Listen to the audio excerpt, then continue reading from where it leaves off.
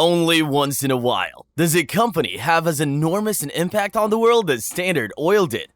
From tax laws to how companies were going to be structured, from the price of kerosene that lit up lamps in households to huge improvements in the mining process, Standard Oil was part of every American life in the 1800s.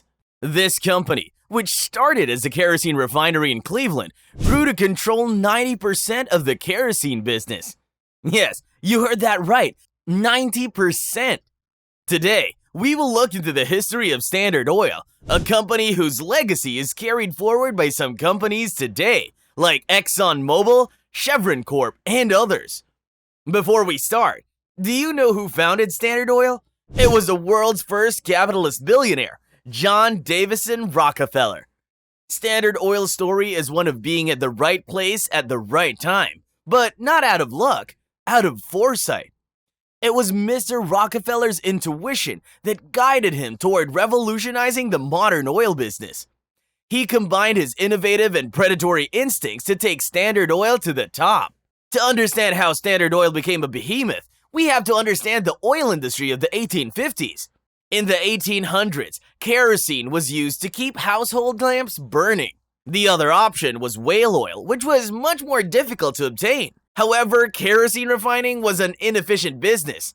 To go with the low yields of kerosene per gallon of crude oil, the cost of packaging and transportation were high too. Costly wooden barrels used for transportation were prone to leakage too.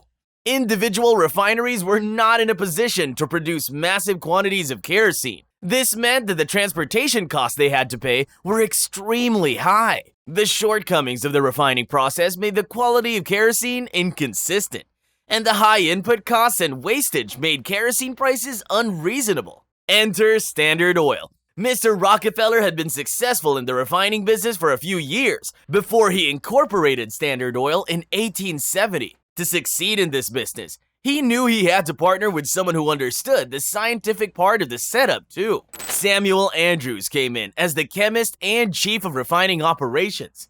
The improvements started in the research room. To begin with, the refining process was improved by developing a way to produce kerosene with 80% less sulfuric acid. For the same output of kerosene, Standard Oil was saving a lot of money compared to its competitors. Another improvement was the shrewd use of byproducts. For example, paraffin wax and gasoline, byproducts of the long refining process, were sold to other companies. Standard took it a step further by using the gasoline produced during purification to power its refinery. A trait that Mr. Rockefeller displayed through his working days was a desire to control all aspects of the business. Starting from the raw material right to the transportation of the finished article, he set up a network of his own crude buying agents rather than dealing with other suppliers. Once the company got bigger, he acquired direct control over more and more oil wells. Standard often bought oil wells no one else would because they were so confident about their refining capabilities. Are you ready for some information that might surprise you? When Standard Oil found the prices of wooden barrels to be high, they decided to buy acres of forest land. They chopped down trees and acquired wood at no further expense. Next, Standard Oil set up pipelines to transport crude from the oil well to the refinery. To reduce transportation costs of the finished product, they negotiated railroad contracts that granted them the best rates around in exchange for guaranteed volume. An outcome of the oil producer's strategy to strive for better and cheaper was reduced kerosene rates for all Americans. The price of kerosene, which stood at $0.26 per gallon in 1870, was down to $0.07 per gallon by 1890. Standard Oil's intention right from the get-go was to create a stable market for their commodity. Having a large number of competitors inevitably results in companies undercutting each other when it comes to price. To make steady profits in such an environment would be a problem. Standard Oil's commitment to research, cost saving, and waste reduction propelled them to a position where other companies did not stand a chance. To cement its status as the leader in the industry, Standard Oil began to acquire other companies left, right, and center. Mr. Rockefeller knew that competing refineries were no match for his setup. They could not produce better quality oil, they could not offer better prices. If they wanted to compete with Standard Oil, they would perish sooner or later. Imagine You are the owner of a competing independent refinery. Standard Oil is selling better and cheaper kerosene. Your setup is outdated in comparison. Your technicians are inferior, and the cost to transport your oil is significantly higher because of low volumes. Even if you're willing to take a loss on your kerosene to maintain a market share, Standard Oil will just sell at a lower price to squeeze you out.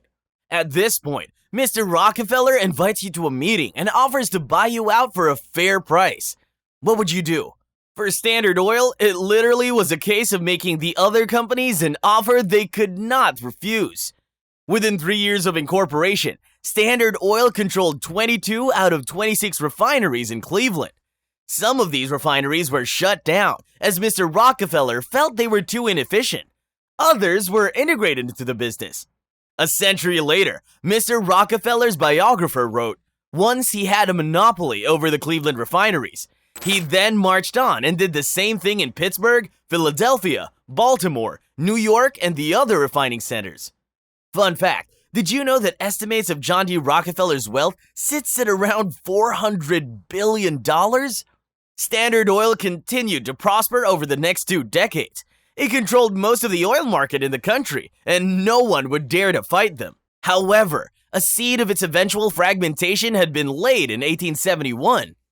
Standard Oil had been part of a failed pact called Southern Improvement Company. According to this pact, major railroads in the region had planned to offer their associates, like Standard Oil, rebates and drawbacks in return for the volume commitments. These discounts came at the expense of smaller businesses, which would be charged higher rates than before.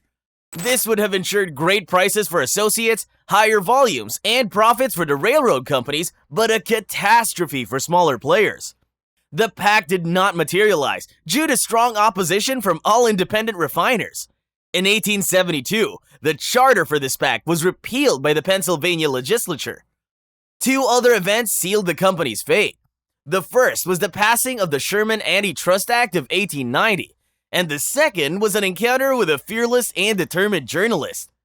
The Sherman Antitrust Act allowed for legal action against any trust that was acting against economic fairness and fair market competition.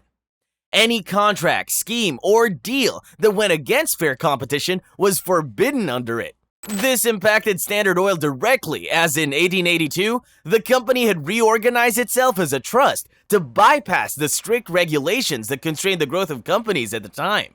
The second event came in the form of Ira Minerva Tarbells Expose, the history of the Standard Oil Company.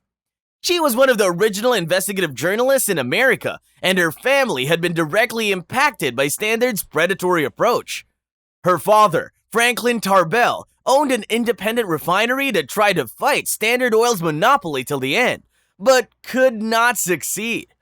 Having seen the injustice of Standard's practices firsthand, she decided to dig deeper and use her platform to expose Standard Oil. Her articles contained information she received from controlling members of Standard Oil. One such man was Henry H. Rogers, an independent refiner like Franklin Tarbell, who had accepted Standard Oil's take-it-or-leave-it offer during the 1870s. He proudly explained the drawbacks and rebates Standard Oil received from railroad companies. She discovered documents that confirmed the fact that Standard was still using its position to discourage any competition. They did this by striking deals with railroad companies to ensure that their competitors were always charged significantly higher costs. Her articles began to feature in McClure's magazine in 1902. Once the public had been made aware of the dealings of Standard Oil and their suspicions were confirmed, there was a huge outcry. The general public and administrators were genuinely fearful of how far Standard Oil could go if left unchecked. In 1909, the U.S. Justice Department sued Standard Oil Trust under the Sherman Antitrust Act. The company was ordered to break up into 43 different companies, each with a different board of directors. What was once a monopoly controlling up to 90% of the oil market had broken up into fragments that would never match the size of the parent company. Many of these fragments continue to function as huge companies today. The journey of Standard Oil is one of the most inspiring yet disheartening tales. Many of the laws that govern the business today were passed to deal with Standard Oil's dominance. Standard Oil definitely splits opinions. Despite the monopolistic thinking of the company, it remains an organization that changed the course of history through its innovations and desire for improvement. What are your thoughts? Were you aware of Standard Oil and its story? Do you think they were playing wrong, or they just did what they needed to thrive? Comment below and tell us. We love hearing from you. That's it for this video. Thank you so much for watching. Please don't forget to hit the like button and subscribe to our channel for more interesting content on some of your favorite companies. And hit that bell icon so that you're notified every time we drop a fresh video. See you next time.